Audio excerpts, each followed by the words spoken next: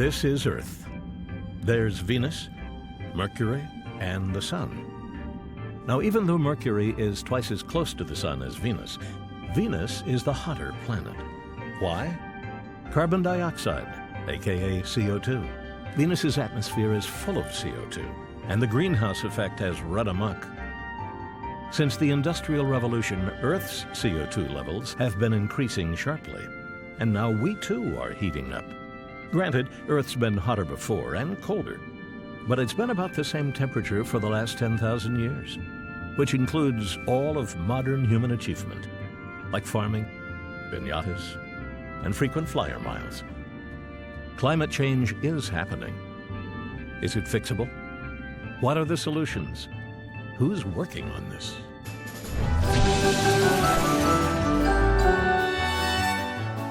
There are truly problems that we can't solve.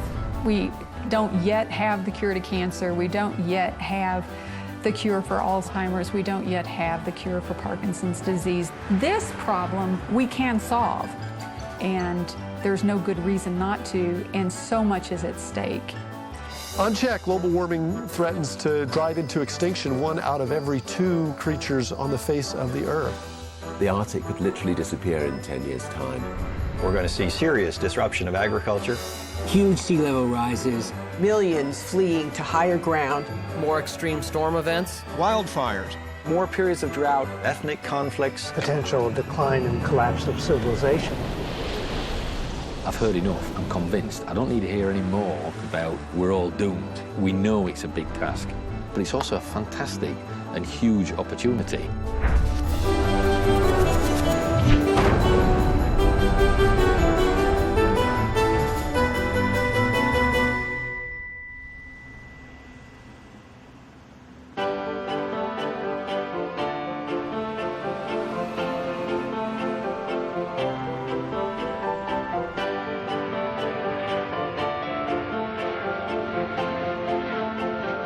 The U.S. has about 5% of the world's people, but we create almost a quarter of the world's CO2. CO2 is not the only greenhouse gas, it's just the one making the most trouble right now. A lot of people worry about climate change, but a third of Americans don't think humans are the cause. We agree with the 84% of scientists, groups of faith like the Evangelical Climate Initiative, many Fortune 500 companies, and the Pentagon. That's right, the Department of Defense. These groups know humans are the cause, and that this is a big, big problem. Figuring out whether tackling climate change is possible is the big question. To get the job done, we'd better find people who are giving it the good fight, and hope the next generation is up to the task. There is a big stumbling block. Today, there's no cost for emitting CO2. No penalty for the downside of carbon-based energy. And that makes it hard to move people to clean energy. Now back to those scientists. It's important to note that many times they've been wrong with their climate models. Global warming is happening much faster than any of them predicted. And that woke us up. So we hit the road, hunting, hoping for solutions. Our first stop? Wind.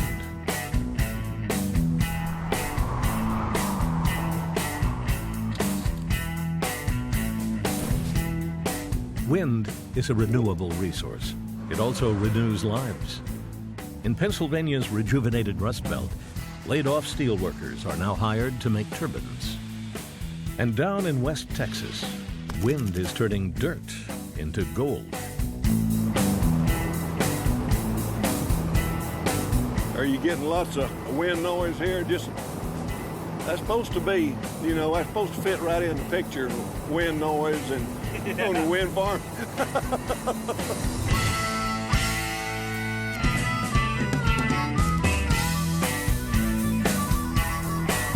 Cliff saw wind turbines popping up all around his cotton farm and decided to get a piece of the action before it blew away.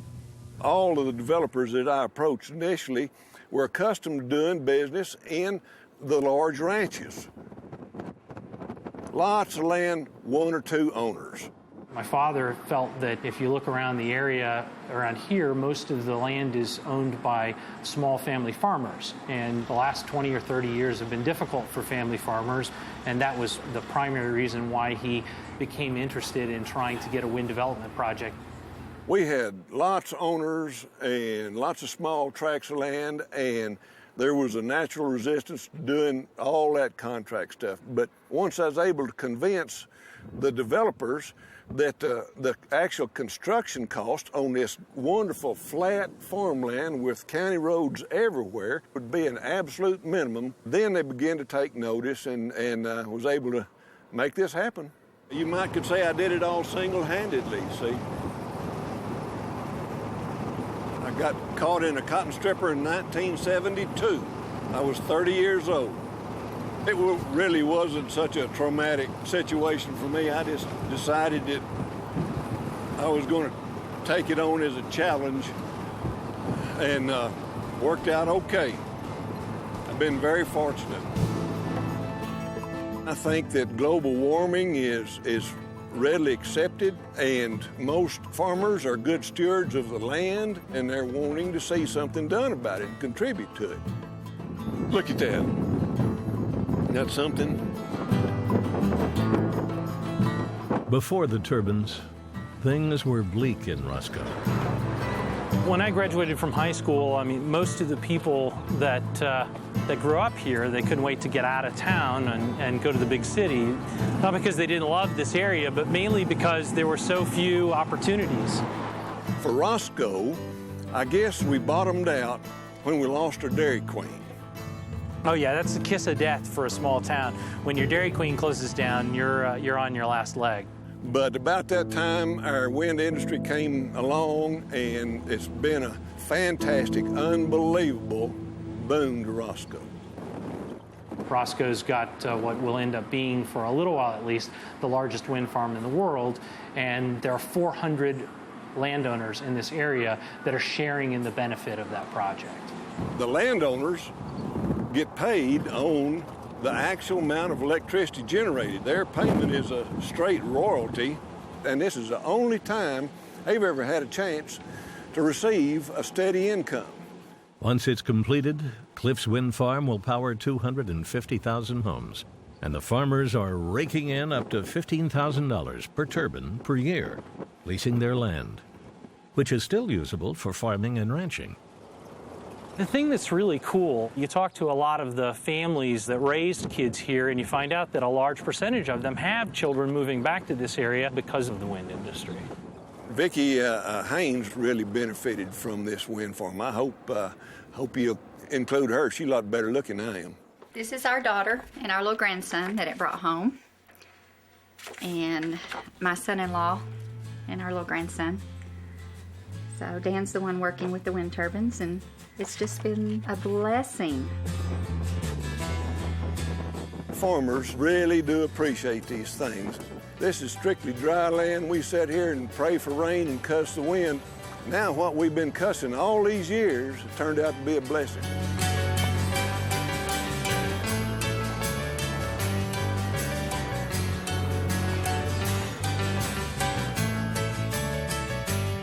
It's clear wind power reduces cussing in West Texas, but in many other states, people don't like wind turbines or the transmission lines they'll need. That's too bad, because the U.S. Department of Energy says wind from Texas, North and South Dakota, Kansas, and Montana has more power potential than all the electricity needed in the U.S. If you look at wind's power potential worldwide, it has the capacity to produce trillions of watts, otherwise known as terawatts. All day, every day, humans are now using energy at a rate of 16 terawatts, and this runs everything: cars, skyscrapers, ships, smelters, crock pots, everything. With electricity, fuels, cow dung, you name it. A terawatt is 1 trillion watts. 100 watts powers a 100-watt light bulb. A kilowatt is 1,000 watts. An average American household consumes 28 kilowatts of the terawatt pie. 1 billion watts is a gigawatt. Seattle or San Francisco eat up at least a gigawatt of power. 1,000 gigawatts is a terawatt. And as soon as possible, we need all 16 of those terawatts to come from clean, climate-safe sources. We now power less than 2 terawatts that way. Getting to 16 terawatts will be a tough task. Let's say 2 terawatts will be made from wind power. We'd have to build and install 1 large wind turbine every 5 minutes for the next 25 years. Is that even possible? At its peak, General Motors could make 6 new cars every minute, and many car factories sit idle. Let's retool and build wind turbines. And check this out. Every day, 86,000 terawatts hit the Earth as solar power. Over 32 terawatts are pumping from geothermal power. And 870 terawatts of wind power are blowing around the globe right now. We only need 16.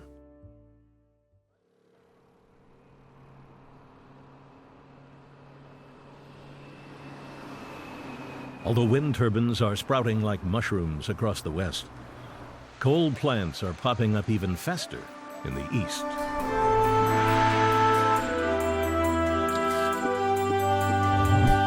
In the next 8 years in China, they're going to build 800,000 megawatts of new coal plants. That's 2.5 times more plants than we have installed in the U.S. today. Although we are now neck and neck with the Chinese as to who is the biggest polluter, we should realize that in terms of what's heating the Earth, what's up there now, it's 80 or 85% Western pollution.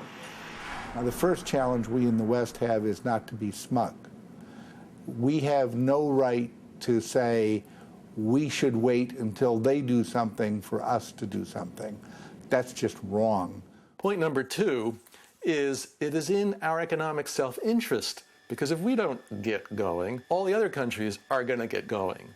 There's no question that these technologies are going to grow very quickly. The question is who's going to get the business. We've already seen that U.S. has lost the solar business. Solar energy was basically commercialized in the United States. Now the biggest solar companies are in Japan and Germany. The biggest wind turbine companies, again, we created that industry, are in Denmark and Germany. If we don't get off the dime and start moving aggressively ahead to become the leaders in this vast, vibrant, new renewable energy field, China is likely to be there well ahead of us. Their automobile fuel efficiency standards are tougher than ours are, and they've got 6 of the most vibrant, fast-growing solar photovoltaic electric companies in the world. What we need to be worried about is whether or not we're keeping up with them.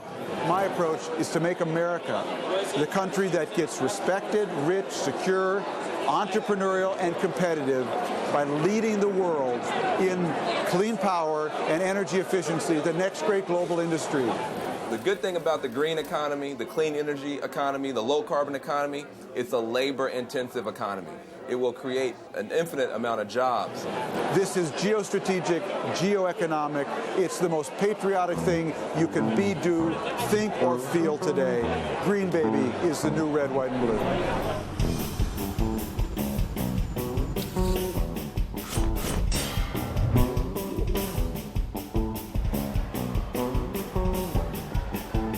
Climate change is, in fact, a national security issue. We need to change how we think about this.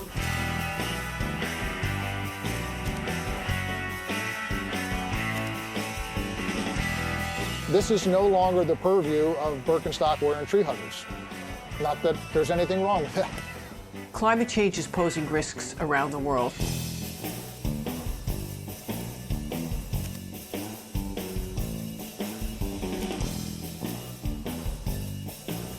From the increasing risk of extreme weather events to sea level rise.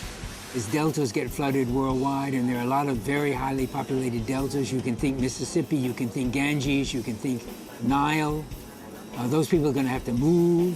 The world is not ready to accept all those refugees, so there are going to be a lot of wars or nearly wars. And should they occur in some parts of the world where the United States has very significant presence and interest, you'll have a security problem that affects the United States. But there are closer in, more critical elements that affect security. Fundamentally, we all understand we've got to get off our dependency on foreign oil. The nations in the Middle East are more important now because of our desire for oil. If you take that out of the equation, then maybe the kind of spectrum of conflict we see ourselves in over there may change. President George H.W. Bush would probably not have felt he had to protect Saudi Arabia from Iraq. The Persian Gulf had been home of 2/3 of the world's proven supply of broccoli.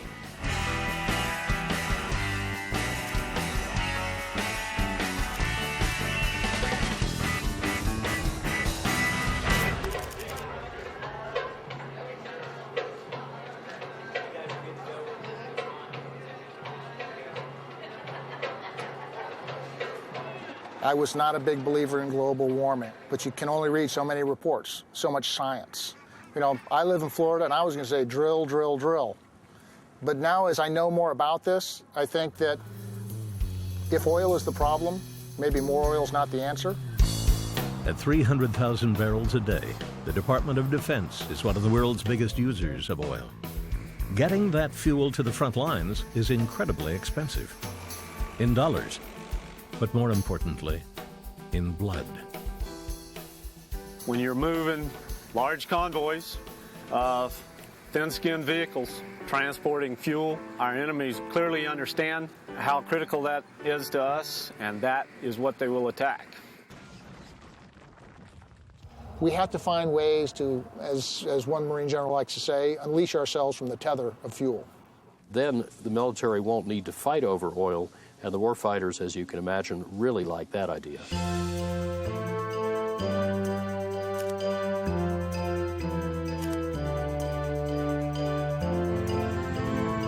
Current Greenhawk and career badass Dan Nolan headed up a task force to figure out ways to reduce military oil use.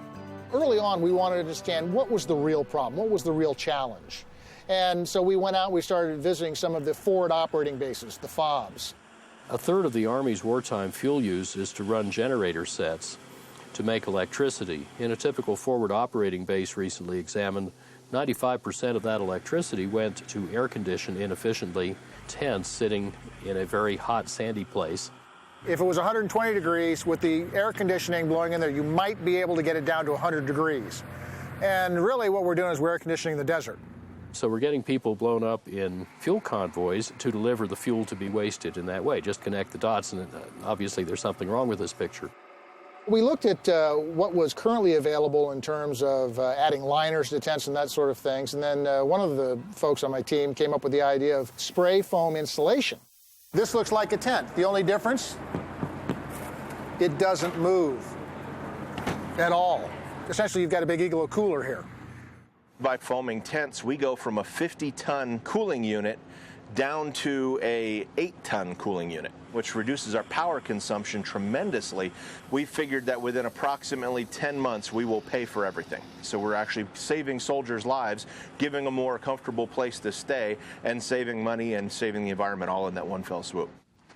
Beyond tents, quickly constructed buildings that use no fuel are on the horizon. What we're in right now is a monolithic dome that has its own power.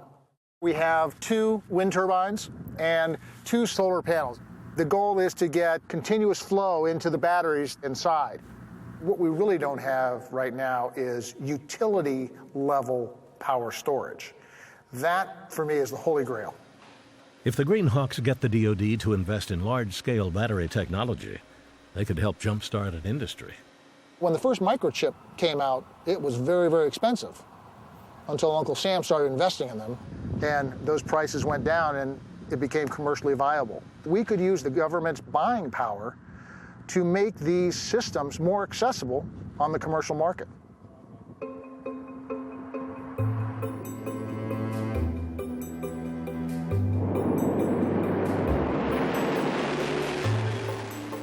Our mission in protecting our nation includes protecting our environment. And sometimes outside society follows in the footsteps of the military. Harry S. Truman, ordering the integration of the armed forces, helped kickstart civil rights in the 60s. Because all those soldiers who lived with people of different color and race, in the military, went home and it changed their communities. When the military goes green, the country's going to go green. But right now, even as the Greenhawks' ranks are growing, the entrenched bureaucracy of the DoD is pushing back hard against innovation. It's going to take many more bold military leaders and brave lawmakers to give this lasting traction. For years now, we've been hearing about climate change as some far-off event. Finding solutions was smart, but we thought we had time to figure things out. Trouble is, there's no more time. The evidence is piling high that climate change is happening right now.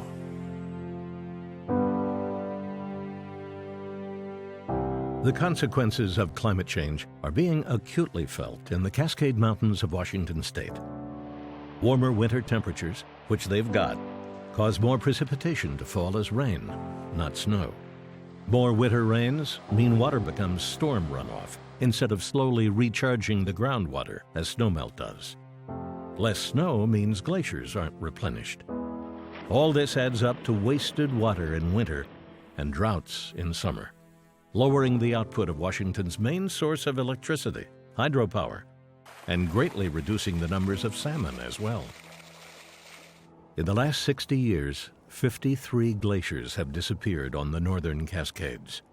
Glaciers are also retreating in the Sierras, the Rockies, the Alps, and the Himalayas. Hundreds of millions of people and thousands of industries rely on that water.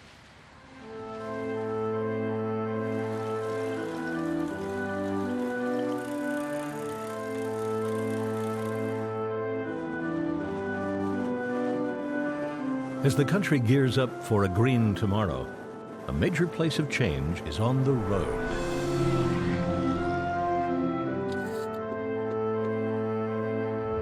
The world's transportation runs on carbon-rich fossil fuels.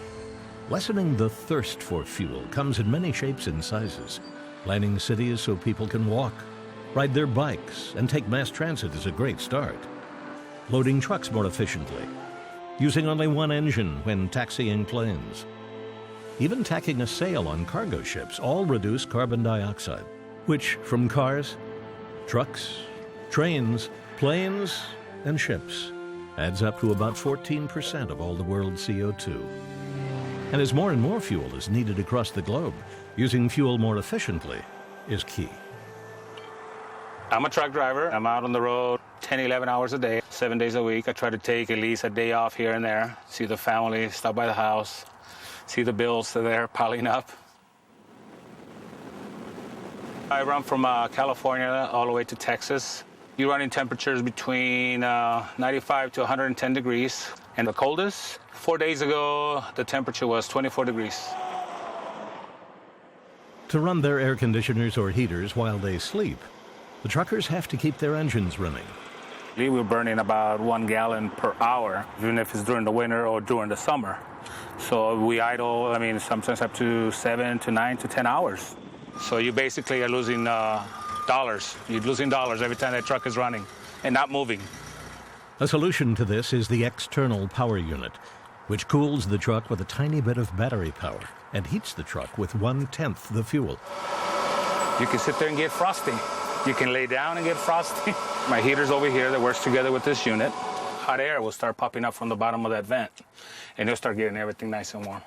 I'm able to conserve my fuel, then I can travel longer distances without sitting there idling 9 to 10 hours, burning 9, 10 gallons. This 9, 10 gallons is going to give me X amount of mileage. It adds up. So yeah, there's somebody's vacation right there.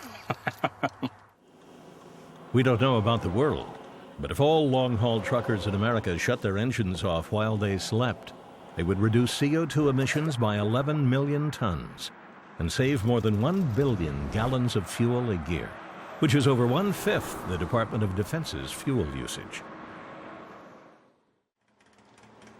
Fuel efficiency is critical, but we also need options other than fossil fuels. Automobile companies are starting to say, look, we want to sell you the cars you want. Sometimes they'll be big, sometimes they'll be fast, but we're going to power them on something other than petroleum products. One replacement for petroleum products is biofuels. Now, I'm somebody that owns ethanol plants in America, corn-based ethanol plants. Corn-based ethanol plants are nowhere near as efficient as sugar-based ethanol plants. For every acre of sugar, you can produce 7 times more fuel than 1 acre of corn. A big drawback to ethanol is that it can't be refined into diesel, the world's principal transportation fuel. Nor can it make airplane fuel. Ethanol freezes at 15,000 feet, and therefore it's not a good idea for planes to have ethanol. We are still in a world that runs on combustion engines. There's over 1 million man-hours of just engineering work in a modern jet engine. That's not going to disappear tomorrow. So something's got to feed those jet engines if we want to continue to move around the world. We're looking for renewable, sustainable methods for doing that. There's a promising biofuel that uses no food sources, is homegrown, and makes both diesel and airplane fuel.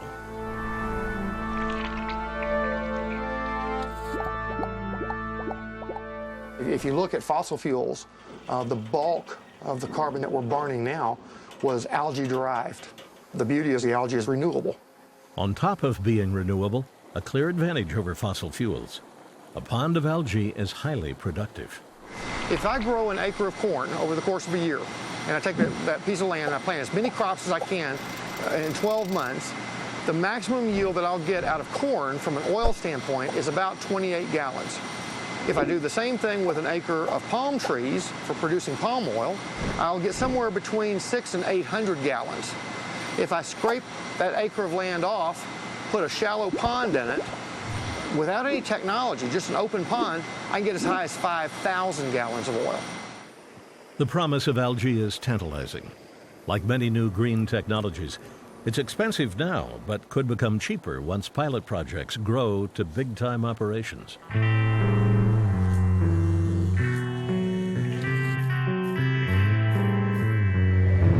Another way to get the oil monkey off our backs, use electricity. First automobiles were electric. Then, because the oil was so cheap and the batteries weren't ready, they very quickly moved over to gasoline. We've been doing it one way for the last 100 years, but now we got to be thinking about what's the technology for the next 100 years. And personally, I believe it's electrification of transportation. This is a very complex, high-tech operation. You take the extension cord and you plug it into the car. All you have to do really for this is to put in the lithium-ion battery, which is about 10 times more powerful than the regular battery in the car.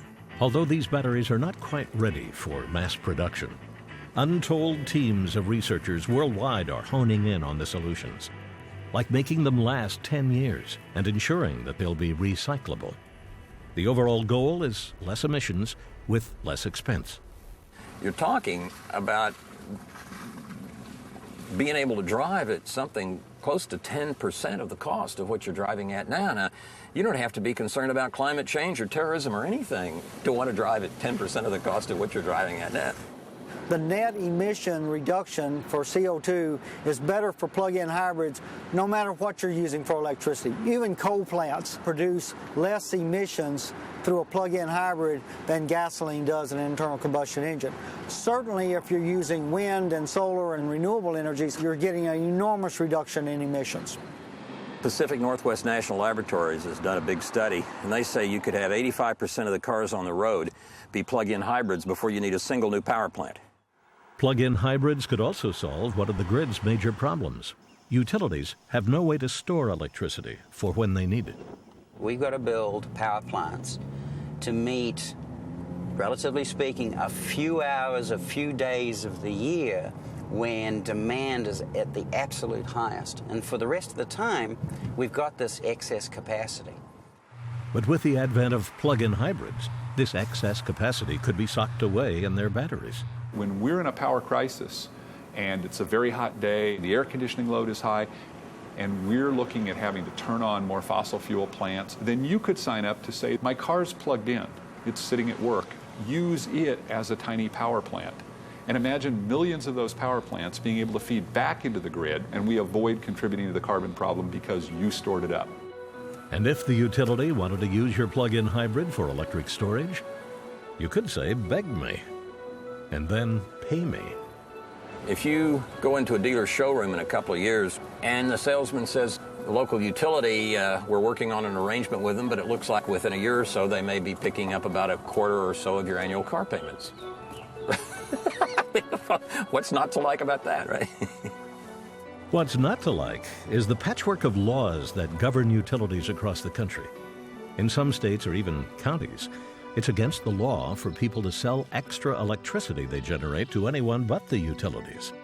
And there's no law that says the utilities have to buy that electricity back. To change all that, it'll take courageous lawmakers to put country first and big utilities second, or this great program could stall out, even while climate change is revving up.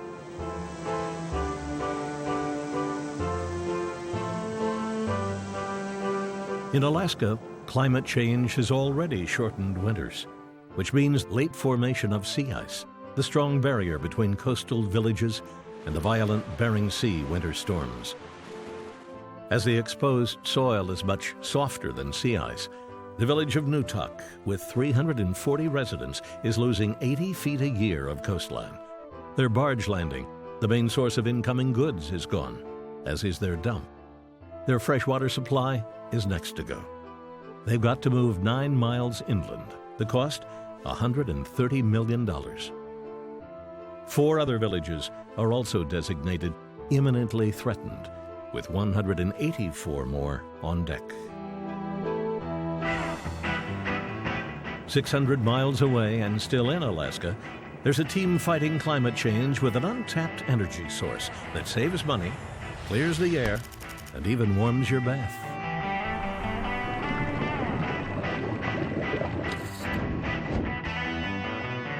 We're at Chena Hot Springs. I'm Bernie Carl, and here's Bert and Ernie. They're our goats.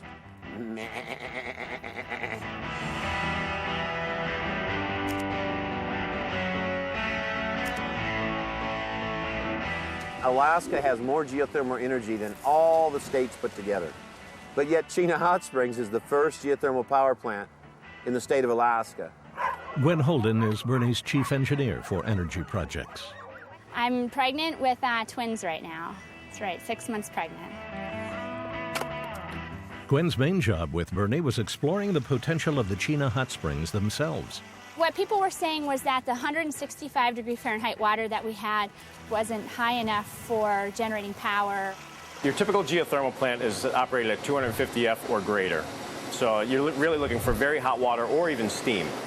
I knew that I could make electricity from this water.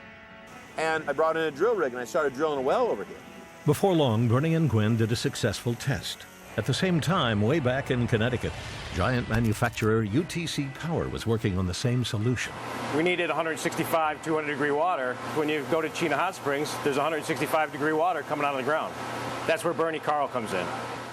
Now this power plant is making power off of water that's not as hot as McDonald's coffee. We developed lower temperature technology, so you don't have to go after 300 or 400 degree water or steam. This is working. We're doing it. I mean, the lights are on right now geothermally. Now we're going to enter the largest ice structure in the world to be up all summer. Now Forbes magazine voted this the dumbest business idea of the year. Mr. Forbes can kiss my ass. This entire structure is kept cold geothermally. It cost me about $12 a day to refrigerate this place. If you did it on diesel fuel standard, it would be $750 a day. It's the cheapest thing going. Our electricity was costing us 30 cents a kW. Right now, we're at 5 cents a kW. In 3 to 4 years, we'll be 1 penny per kilowatt hour. We'll have the cheapest energy in the state of Alaska. People say, where do you stand on global warming? I said, well, if someone thinks there's not global warming, then they must have their head up their ass. I said, if you pull your head out and open your eyes, you'll notice the glaciers are melting. You will notice that the sea ice cap is almost gone. So do you think there's global warming? Yes, there is. Do I think man is causing global warming? I think that we add to it. Do I think we're causing it? No. But that doesn't make any difference. I want clean water and I want clean air. And that's so simple.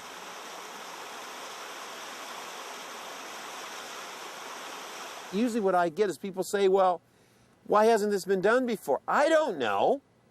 I have no idea. If I can do it here, maybe it'll catch on to the other 230 villages in Alaska. And maybe if it catches on there, what if it starts catching on in the towns? What if everybody caught on? What if they did it because it made sense in their pocket? What if they had more change at the end of the day for being responsible? What about that?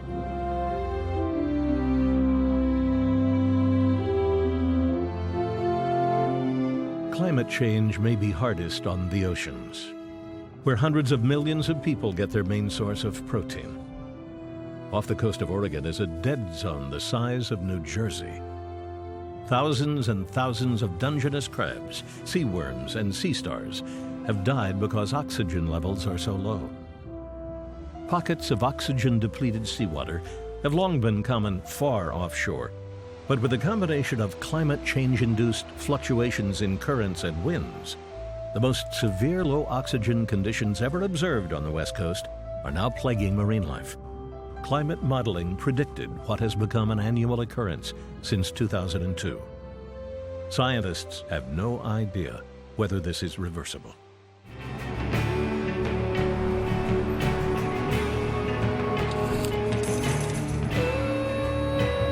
Energy efficiency is getting the services you need, like a cold beer or a hot shower or a comfortable house, using as little carbon-generating fuel as possible.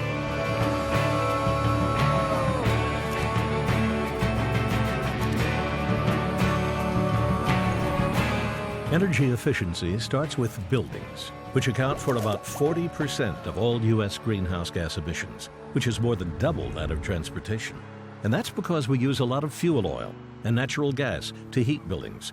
We use electricity to light them and cool them. Currently, a bit of this electricity comes from renewables, but a big chunk comes from natural gas and nuclear.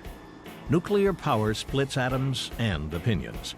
Proponents tout its ability to produce massive amounts of non-carbon energy. Opponents have distaste for radioactive waste, potential for rogue nuclear bombs made from that waste, and the enormous cost for new nuclear plants. There is disagreement on whether nuclear power is a must in tackling climate change. But right now, one other energy source has the lion's share of the market. We're looking right now at a U.S. electricity business that's about 50% coal. And the fact is, coal is the dirtiest fossil fuel. There's no debating that. It is absolutely the dirtiest fossil fuel.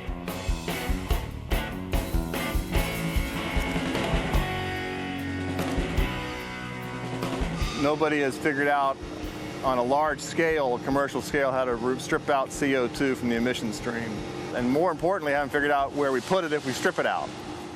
Home Depot has a wonderful program. They funded the planting of 300,000 trees already and are planning on funding more. And as a tree grows, it sequesters carbon.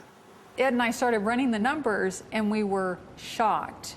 A single medium-sized coal plant in 10 days of operation completely negates those 300,000 trees over a 100-year lifetime. So that was a real eye-opener and kind of made us sick to our stomach, to be honest with you. So Ed and Christina formed the nonprofit group Architecture 2030. By 2030, most buildings will be new or renovated. They say if we urge lawmakers to raise the bar on efficient building standards, making all those new and used buildings super low energy users, we won't even need coal by 2030. And all it will take is to ratchet up the technology we have in hand. If we were to shift to the most efficient lighting technologies now on the market, we can cut electricity use worldwide by 12%.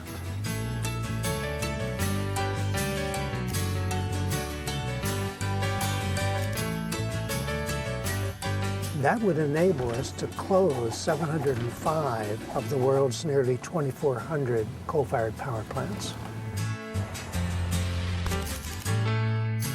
If every New Yorker swapped out all of the light bulbs in his or her apartment for CFLs, we could run the subway system on the savings.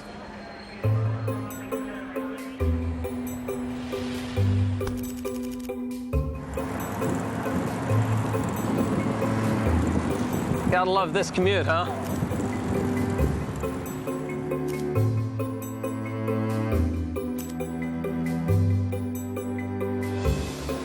These are beautiful.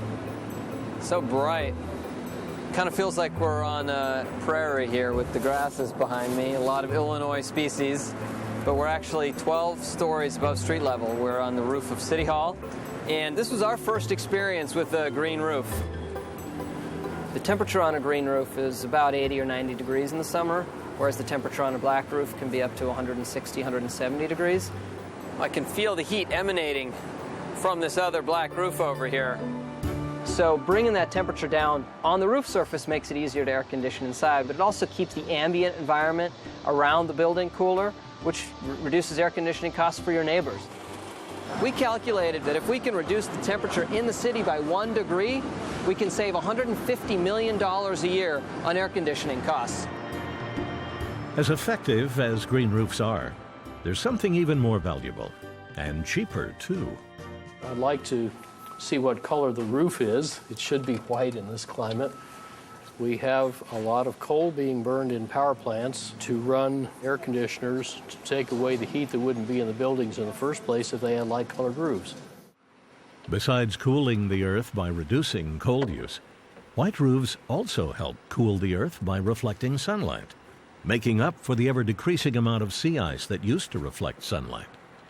By the time you got all the roofs white, you would be cooling the earth equivalent to having grabbed 24 billion tons of CO2 out of the air, which is equivalent to capping global warming for the next 7 years. It's huge. Architect Bob Fox and company have added up a few energy-efficient benefits of their own in the Bank of America building. We're using about half the energy of a typical building of this size. We're using half the potable water of a building this size. We did spend a lot of money to put in the green components of this building, but all of it has a very short payback period. So it's not what does it cost to do a green building, it's what does it cost not to do it. New York City has great new buildings, but 85% of the buildings that we will have in 2030, we already have today. And so if we're really going to make a dent, we've got to do some retrofits. I would like to see some of the effort transferred into installing real efficiency for low-income people. Many of these apartment buildings are just dreadfully inefficient. And the whole thought of taking gas and simply blowing it out, uncaulked windows, is enough to make one cry. It's bad economics, it's bad carbon, and it's worse for poor people. I see the United States having almost a full employment economy based on retrofitting, rebooting a nation. When you renovate a building, you're not going to take that building, ship it overseas, renovate it, then ship it back. You're going to renovate it on site. We're going to have to weatherize millions of buildings. That's thousands of contracts, millions of jobs, billions of dollars beginning to flow in a positive direction to help the United States go from being the world leader in pollution to the world leader in solutions. The Empire State Building is old. It has a lot of complicated details and old systems. The building is up for some major technical renovations anyway, and instead of doing a normal renovation that makes it nicer but not more efficient, we can do both at once. We're here at the Empire State Building today, and our goal is to make this building the most efficient building it can be. We're talking about putting a shelf that would reflect the sunlight onto the ceiling, into the space, so that it would be re-reflected down, deeper into the space. The breakthroughs in one area can drive further breakthroughs in another. We're here to change the rules. For example, if we dramatically improve the building envelope, then we can dramatically downsize the mechanics for cooling and heating. That means, by the way, I pay for a smaller cooling plant. I've saved money, and my tenants who pay for the operating expenses of the building will have a lower occupancy cost. Depending on what choices are made, we can save about 38% of the energy and make it a lot more comfortable and healthy and productive to work in, give it higher real estate value. And I think if we can do such a great retrofit in the Empire State Building, nobody else has an excuse. Remember those 16 terawatts? 5 could be knocked off the list with our new friend, energy efficiency. The cheapest, fastest, and cleanest way to let coal stay in the ground and out of the air. Nothing that we recommend in the form of energy efficiency costs money. It all saves money, so that's a rich field to mine. It's like a Saudi Arabia under our cities.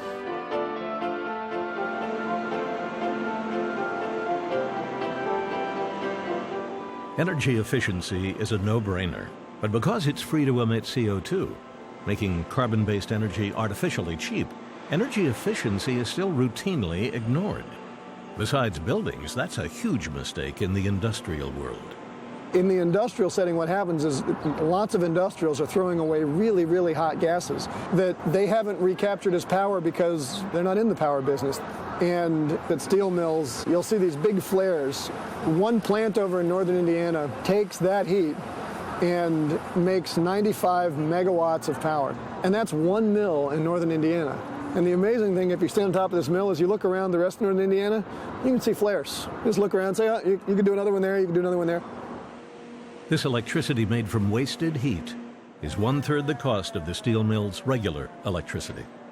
And if we made use of all waste-to-energy opportunities, world CO2 emissions would be reduced by 12%, maybe more. I don't know of any bigger opportunity to make more money reducing more CO2 than this one. So if you don't give a damn about the environment, do it because you're a greedy bastard, and you just want cheap power. Cheap power for most means less power needed. Refrigerators, under the Energy Star program, are now 1/2 the price and use 1/4 the energy as their 1975 models.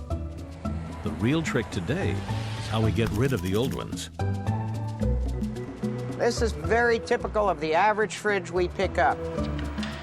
Utility companies have hired us to go out to customers' homes, pick these things up, verify that they work, bring them in here, and recycle over 95% of the materials that went into making. Refrigerators are really bad environmental time bombs. CFC 12, which is in the cooling circuit, that's what people typically call Freon, is 10,720 times greater a global warmer than CO2. We suck out the oil and the refrigerant, and we do that simultaneously. Then you take the polyurethane foam, which is in the insulation. In this refrigerator, you have 2.5 tons of CO2 equivalent just in the insulation. We did all this wonderful milling and heating and all that. What we wind up with is Freon R11 or CFC 11. That is doomed for destruction, and that's what we do with it. When I was 20 years old, I started producing rock and roll concerts. I did everybody from Elvis to Sinatra and 2 tours with the Rolling Stones. Everybody goes, well, how did you go from rock and roll to refrigerators? And I said it was quite easy. It involved a jetty. Right after I did Rodney Dangerfield's U.S. tour, I went surfing after a hurricane and I hit a jetty and I actually died. I drowned. And they brought me back to life and I decided that I better do something different. As I'm out there going underwater and I'm going somewhere else, I said, leave me on Earth and I'll do something good for the world. And you know what? It was a life-changing event. Okay, these are grease monkeys, it looks like. Hi, Wade. How's it going? Good. Every refrigerator we pick up in this program is like taking 2 cars off the road for an entire year. 10 tons of CO2 equivalent. My father was an inventor. In fact, he invented the styrofoam ice chest, and some of his cohorts were actually the people that were responsible for polyurethane foam being used. So my father was responsible for putting those things out there, and I got to go clean up their mess.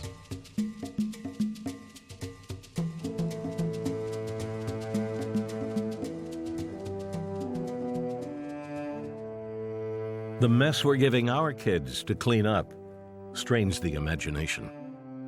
In the states along the Rocky Mountains, later and warmer winters are having a devastating effect.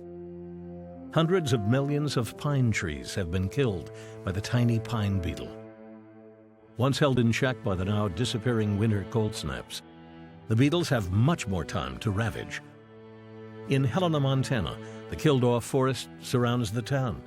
And unfortunately, the cost of clearing the timber, which they have to do, and then milling it, is more than the beetle-munched wood is worth. In the western U.S., over 24 million acres of pine trees are dead. And since trees help cool the air, it's looking like their loss could heat up the interior West even more, which could really hurt the water supply, agriculture, and tourism of an already stressed-out area.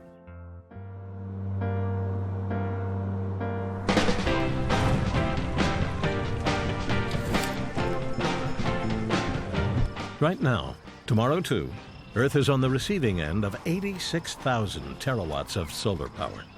Solar panels and towers aren't cheap, yet. But sunlight is free for the taking. The excitement in solar right now are the forests of mirrors in the desert that collect solar energy, boil water, spin turbines. In that sense, it's a very traditional electric generating technology using the heat of the sun instead of the heat of burning fossil fuels.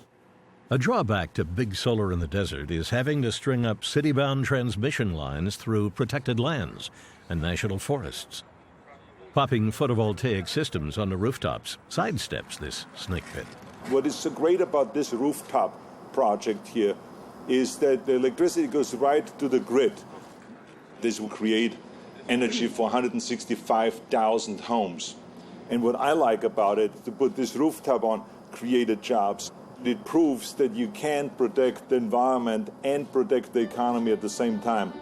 Because of these giant projects, coupled with local and federal tax breaks, the cost of solar is going down for homeowners as well. And for the communities where solar is still too expensive, Van Jones has dedicated his life to helping folks afford the panels by focusing on the people installing the panels.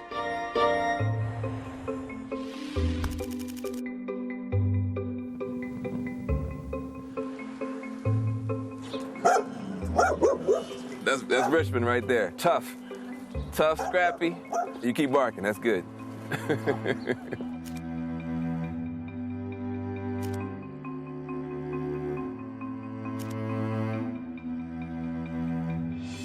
I was driving back from Marin County, and again, I've been like at a spirituality retreat, like not something that my community and people I was dealing with was really interested in.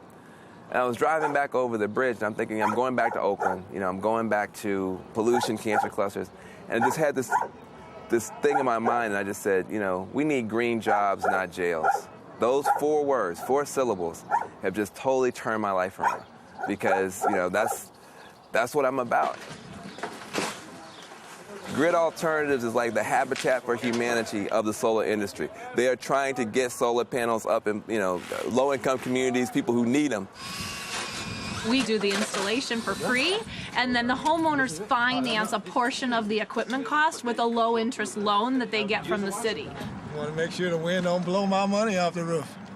So we won't put it in unless from day one they're going to have savings. If it doesn't make dollars, it doesn't make sense, right? Yeah, that's right. Grid Alternatives, they're making sure that the low-income people who need the solar panels can get the solar panels, and then Solar Richmond makes sure that disadvantaged people get trained to do the work. So it's a 2-for-1. So how long have you been a part of this program? This will be my 10th week. 10th week? Is it good? It's the best thing that ever happened to me. Oh, really? Why you say that? Because, it's a lot of stuff that's going around. That's negative? Yeah, negative stuff. A lot of times, these guys, they're on probation, they're on parole. The probation officer just, assumes the worst about them.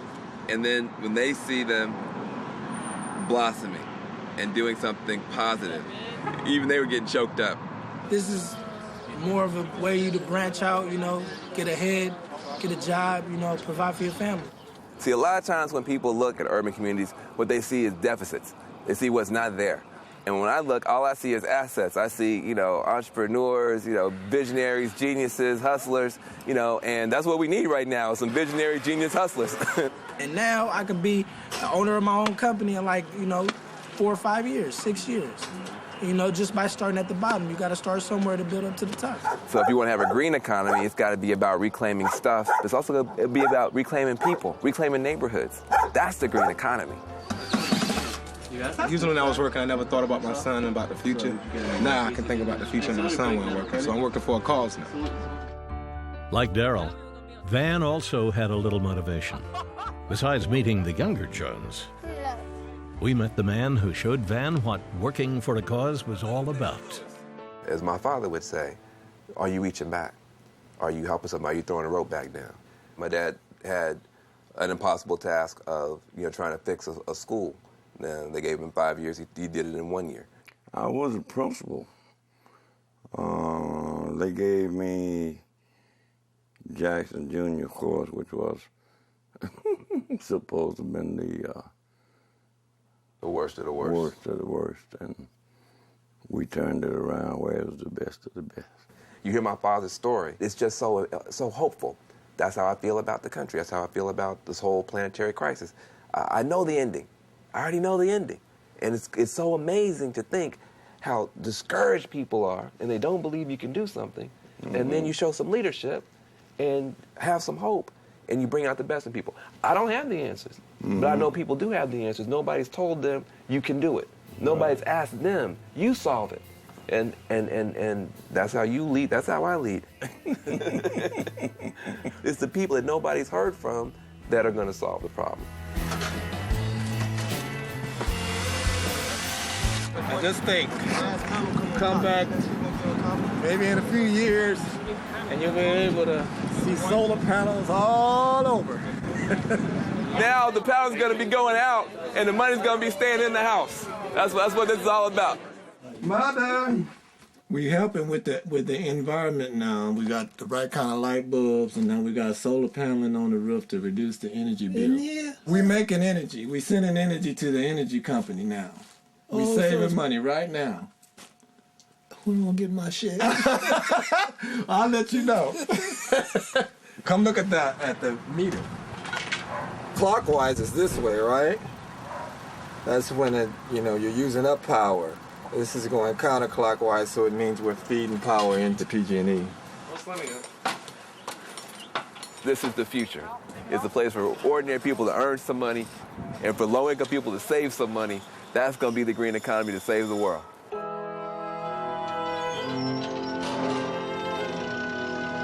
All of these clean energies and energy efficiencies cut down carbon emissions in huge numbers. Together, they combat 4/5 of man-made CO2. The other fifth of carbon emissions comes from the burning down of rainforests. That's right. 1/5 of all human CO2 emissions are from deforestation. To clear land for farming, cattle grazing, and expanding cities. And whether the carbon is from a coal plant in Indiana or a raised rainforest in Indonesia, it heats the planet exactly the same. Every year we destroy enough forests to equal half the size of California, or Oklahoma and Maryland combined, or 8 Vermonts. So protecting rainforests is a big deal on the carbon frontier. But what we learned next was a real kick in the gut. Even if we stopped all carbon emissions today, the Earth will still continue to heat up because we've put too much CO2 up there already.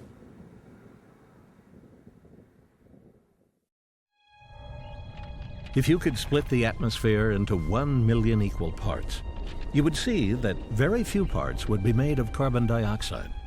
That's why scientists measure these tiny yet powerful amounts of CO2 in parts per million. The safe level of carbon dioxide in the atmosphere is around 350 parts per million. We are currently at 387. And that means that we really have to get down to zero emissions during this century. And we have to be well on the way by the middle of the century. And secondly, we've got to suck some stuff out that we already put up there, and we've got to get on that path sooner rather than later, or we will pass this point of no return, this tipping point beyond which we can't actually fix the problem. Things will spiral out of control. If we haven't already passed the tipping point, most scientists believe it's fast approaching. Once the booming economies of Brazil, Russia, India, and China take off, CO2 levels could easily get to 550 parts per million or higher by 2050. And when 350 is considered the safe threshold, and hey, even if you consider 450 a safe threshold, 550 is horrifying. Permafrost melts, releasing massive amounts of new CO2 and methane. Seas 20 feet higher. 1 billion people without fresh water. It could happen. If we do nothing, you can bet on it happening. But there is a solution. If we trust our planet's 5 billion years of research and development, and work in concert with nature, the land could revert to what it does best.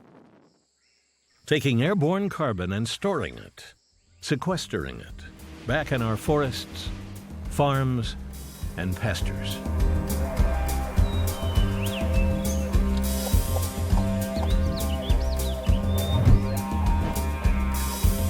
First, we've got to stop burning down the trees. A couple solutions. In the Amazon, a major cause of deforestation is to clear grazing land for beef cattle, and farmland to grow soy to feed the cattle. If the meat eaters like myself go meatless just 1 day a week, it would reduce not only huge amounts of CO2, but also the powerful greenhouse gas methane, a byproduct of cow burps. Second, ecotourism. When people who live in or next to rainforests make more money protecting them, the rainforests stay.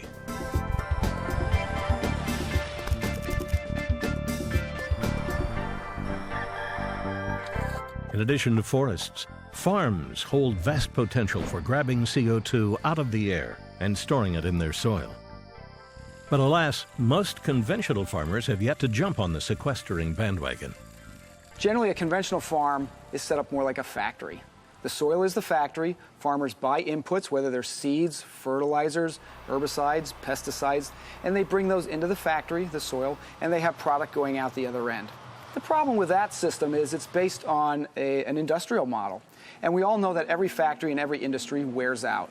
But when the soil wears out, we're in trouble. But in organic farming systems, we're improving the soil and the health of the soil while we're using it. One of the pieces that we're beginning to understand about what happens in the life of the soil is mycorrhizal fungi. It is a fungi that will attach itself to the root hair, and it creates a symbiotic relationship with the plant. The mycorrhizal fungus is the main mechanism by which carbon accumulates in the soil, not for a season, not for tens of seasons, not for hundreds of seasons, but up to thousands of years. These mycorrhizal fungi flourish in organic systems. They're not as prevalent in conventional systems. So chemicals inhibit their growth, or sometimes, like fumigants, will kill them.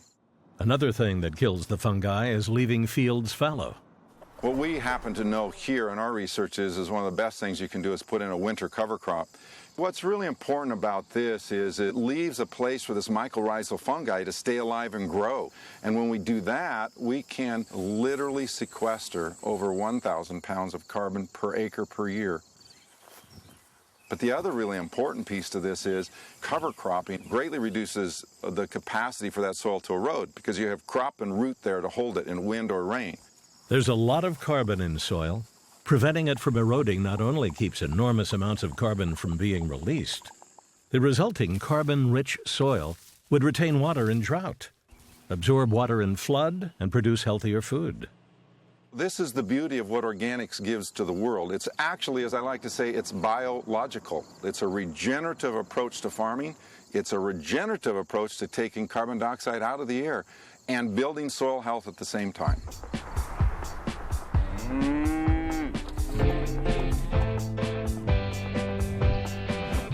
Naturally grazed grasslands can also reverse erosion and potentially sequester huge amounts of carbon.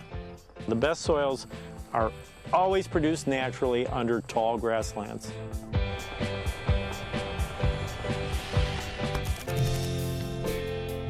I'll show you some of my favorite grasses. Here they are. This is a bunch grass. The cows love it. It's an ice cream plant. which means that they will choose it over everything else. The grass co-evolved to be trampled, chewed, and left alone. If you bite off the top of the plant, that much of the root dies back. I'm sure every plant's a little different ratio. But in that die-off, all this material that has now been kind of abandoned by the plant is food for the mycorrhizal activity, the bacteria. That is how soil gets built down there. The cow's manure also vastly increases a healthy grassland's ability to sequester carbon. But many grasslands are not healthy. Many of our soils have been mistreated, and through compaction, either from animals, humans, or from machinery, develop what are called plow pans, which are very thick, compacted layers of clay that cement together and don't allow the roots to penetrate deeply in the soil. And the roots are the major plant organ that is associated with soil improvement and carbon sequestration. So the carbon farmers slice through the compacted soil, allowing the grass roots to grow 3 to 8 feet, bringing tons of carbon down deep. We want to be having so much carbon sequestered that we actually have to hire people to burn coal to get carbon dioxide back up into the atmosphere because we went too far. And I see this as our version of a victory garden. The whole world can do. If we can achieve a major shift in managing grasslands, forests, and farms, then these natural land use practices give us the potential to draw down 39% of mankind's current CO2 emissions. Now, this is new science, to be sure, but the early numbers are tantalizing. Over the next 50 years, these game changers could reduce atmospheric CO2 by 50 parts per million. In our dirty little hands is an unheralded solution that could help lead us back to the safe level of 350 parts per million.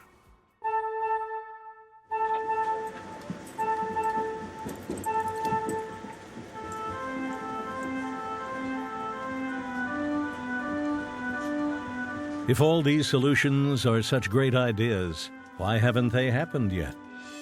Because clean energies are at a disadvantage. Carbon emissions are causing climate change, which will cost trillions of dollars to combat. Yet emitting carbon costs nothing. Now, there's a powerful option for getting energy efficiency and clean energy to expand from less than 2 terawatts to all 16.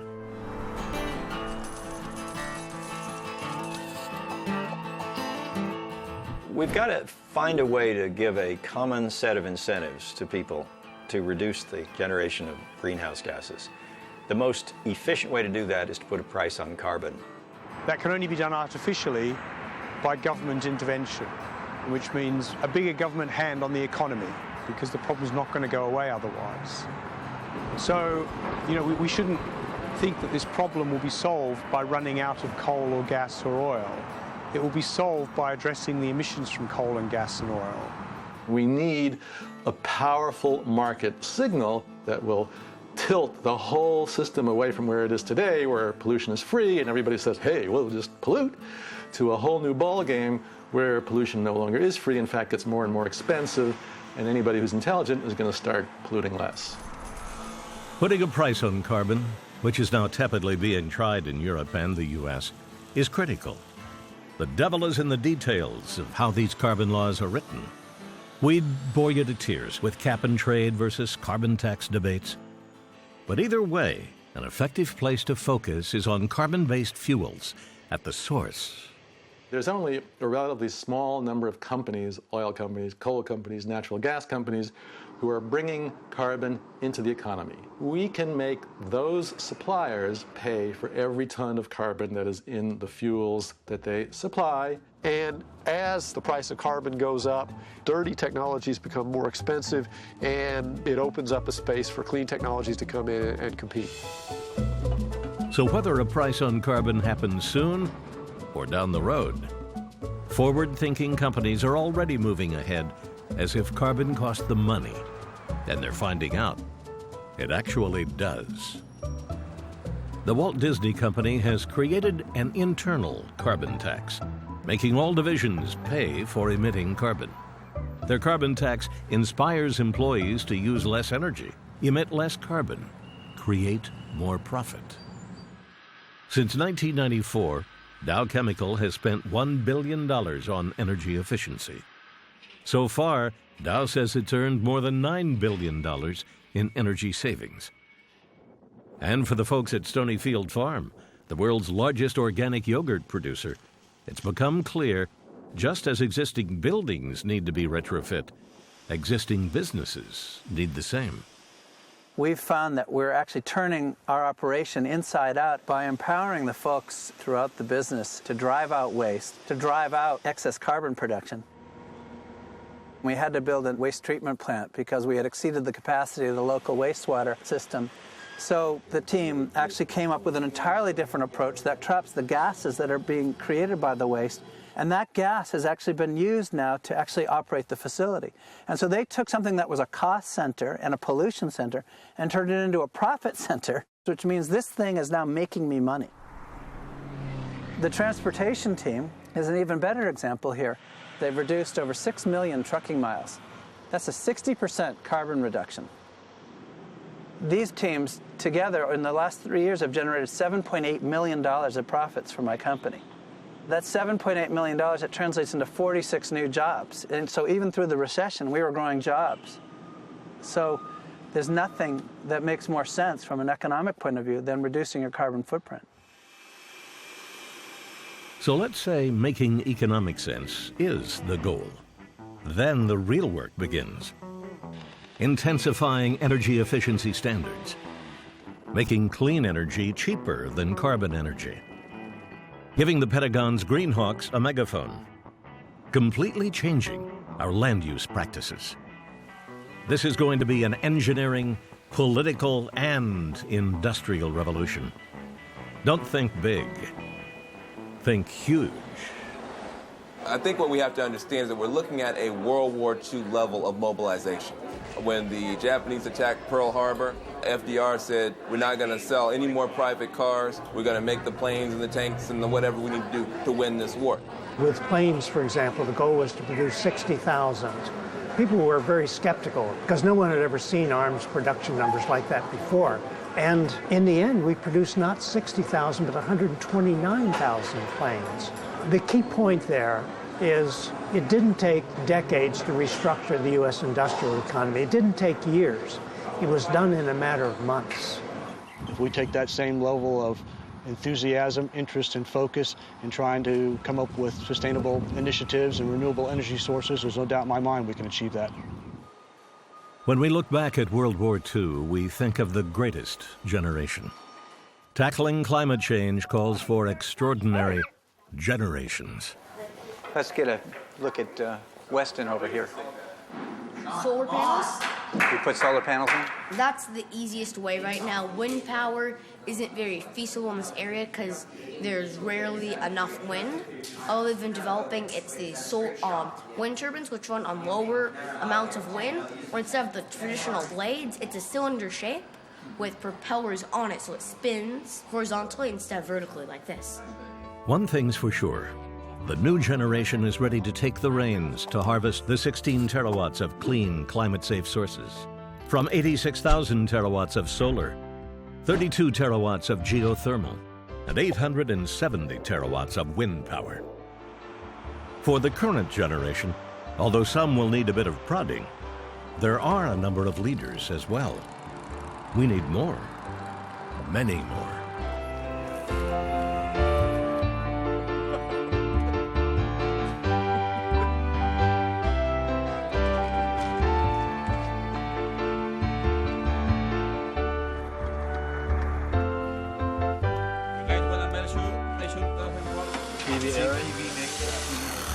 That's the shot right there. That's it. They're putting the panels in. It's exciting. This is what I've been working for, praying for. I wish my dad were here to see it.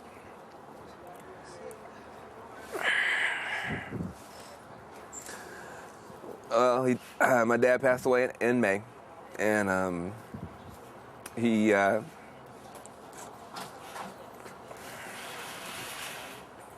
great man.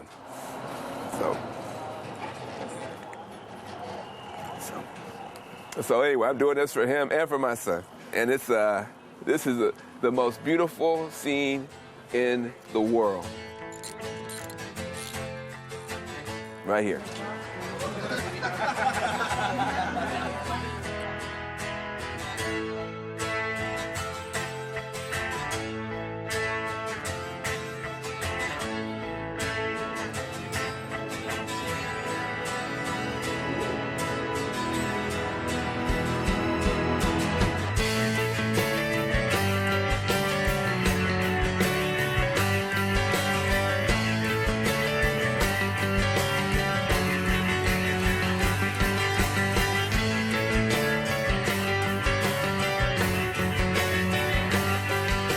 It's a unifying cause to address the climate change problem. Ultimately, I think it could be one that reminds people of our common humanity.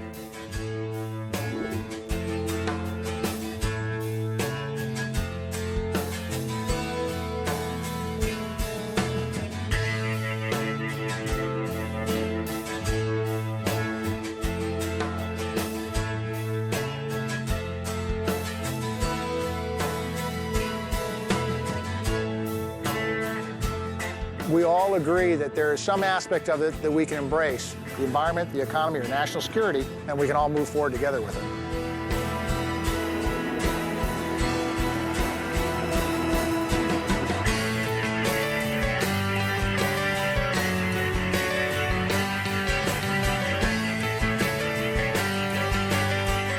All these crises have set into motion something good. People want to turn the ship around. And that is what we have to rely on. The people awakened can do miracles. And that's what we need, and that's what we're gonna get.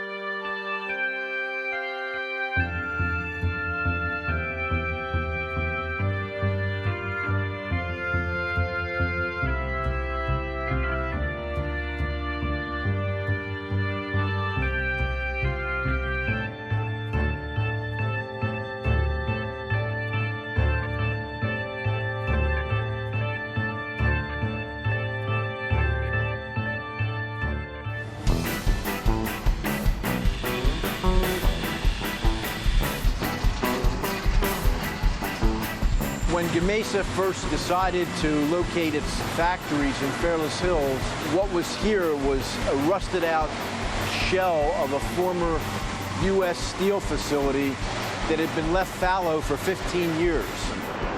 Then they refitted it and actually brought jobs in as opposed to outsourcing, which I really appreciate, and put a lot of steel workers back to work. Jim Bauer worked for U.S. Steel, and he was absolutely impacted by the Rust Belt phenomena, and he lost his job. It's a big happening in your life to be all of a sudden found to be out of work and trying to support the family and kids going to school. It's tough. I worked in a building next door that is actually on the ground right now. They're in the process of knocking it down right now. Am I supposed to be smoking on film? My wife sees this, I'm in trouble. I worked All where you see that scrap, that's actual building, and my cranes are laying on the ground chopped up. And it's kind of sad, really. Spent 25 years over here. Maybe Gamesa will build a wind turbine plant on this side, too. This spot right here holds a very special spot in my heart. Right there. I fell over right here and had a heart attack. Actually, I looked up at this tower, and everything got real mellow. And now I'm looking up at it again, and the wind's blowing real good, and I still have a hell of a future ahead of me.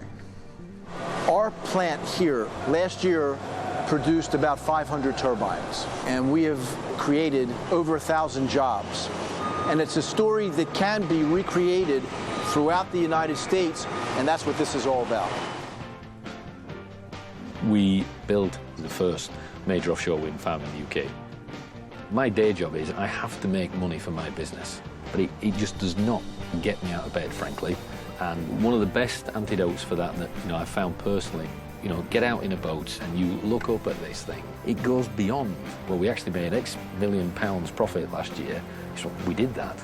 And the feeling that brings is just infectious. You want to do more of it.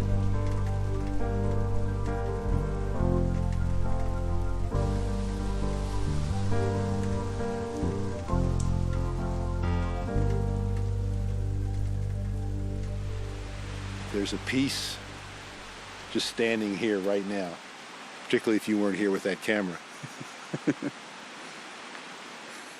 How about if the camera wasn't here? If you weren't here with that camera, if I was here by myself. Okay. Just standing here, or sitting here, just leaning up against that tree.